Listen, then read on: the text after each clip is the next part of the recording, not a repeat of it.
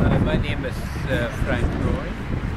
I belong to an indigenous community in India of about 1 million people, and I have been working in the area of food and food sovereignty for some time.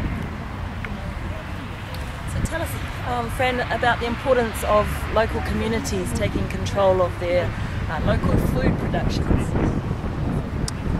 I think all over the world, where indigenous peoples have been removed from their lands, their trouble starts.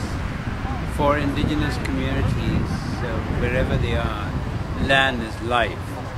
And so it's very, very important that we hold on to that land. But we will not be able to hold on to that land unless and until we make sure that our local food systems have become a part, and a very important part of our day-to-day life. Because also from the point of view of the global issues, those who have their culture, their identity, their language with their land will also grow the crops that are so much needed for the world, that is more diverse. So agrobiodiversity can be supported, which is being eroded at a phenomenal rate at the moment because of the introduction of monocropping and corporate-led farming systems. And one last thing, what will be the benefit of partnering with other indigenous cultures from around the world?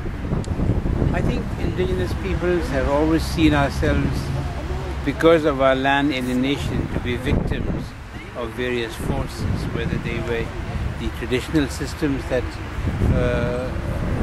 or the historical injustices that have happened in the past, or the emerging growth of mining and other extractive industries.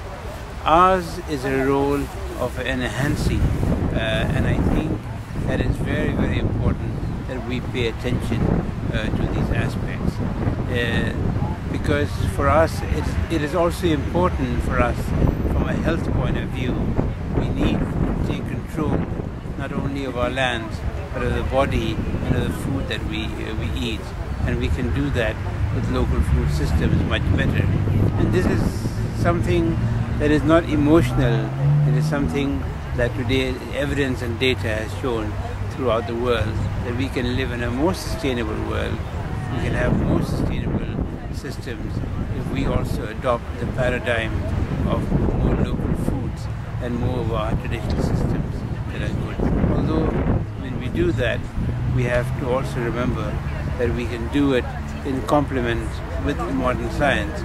But the modern science have been one that will facilitate help to us rather than one that will dictate on terms that are unjust to indigenous peoples. And just one last comment, how have you enjoyed your trip to Aotearoa beside the Māori people? Yes, very much so.